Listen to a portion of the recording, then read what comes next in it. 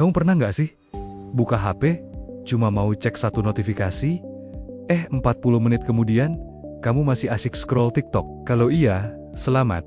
Kamu normal kok. Tapi juga, mungkin ini pertanda kamu butuh yang namanya digital detox. Tenang, digital detox itu bukan berarti kamu harus buang HP dan hidup di hutan. Sama sekali bukan. Tujuannya sederhana. Biar kita bisa balik lagi mengendalikan fokus. Bukan malah dikendalikan sama algoritma. Jadi, gimana caranya kita bisa mengambil alih kendali dari benda pipih yang selalu ada di kantong kita ini? Pertama, kita harus sadar kalau HP itu memang dirancang untuk bikin kita ketagihan. Ini bukan kebetulan. Ada yang namanya dopamine loop. Setiap kali kita dapat like, komentar, atau lihat konten yang kita suka, otak kita mengeluarkan dopamin, hormon rasa senang.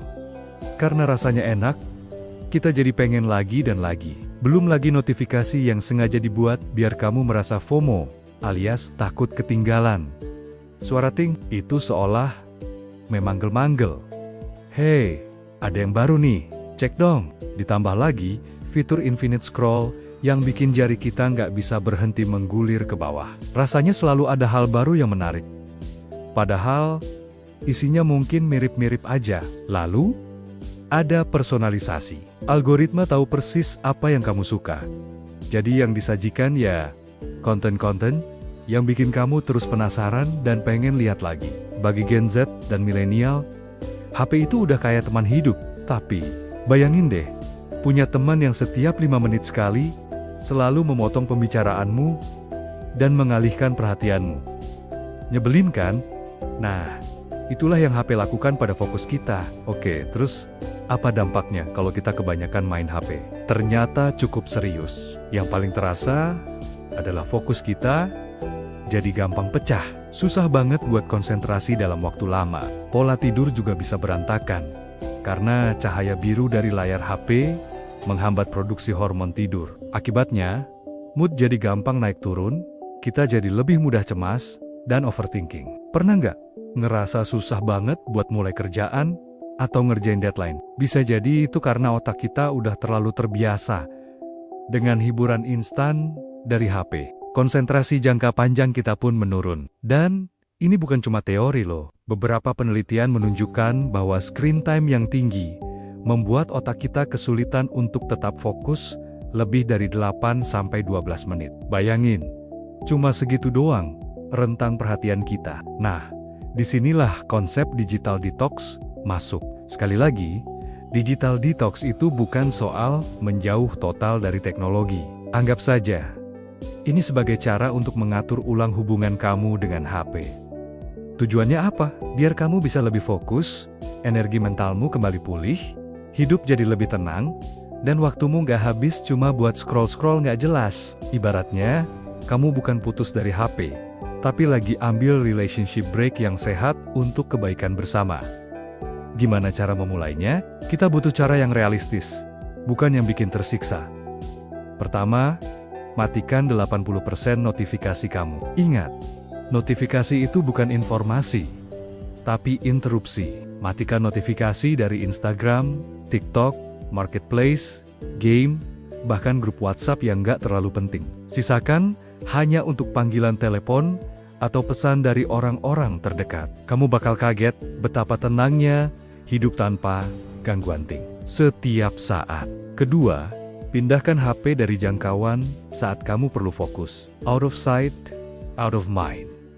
Ini beneran manjur. Coba deh, saat mulai kerja, taruh HP kamu di ruangan lain, setidaknya untuk 30 menit pertama. Awalnya mungkin terasa aneh. Tapi lama-lama, kamu akan terbiasa, dan pekerjaanmu jadi lebih cepat selesai. Ketiga, pakai aturan 20, kurang 20, kurang 2. Ini aturan simple. Kalau kamu nggak sengaja buka HP, batasi cuma 20 detik, lalu kembali kerja selama 20 menit. Dan coba batasi waktu layar untuk hiburan maksimal 2 jam per hari.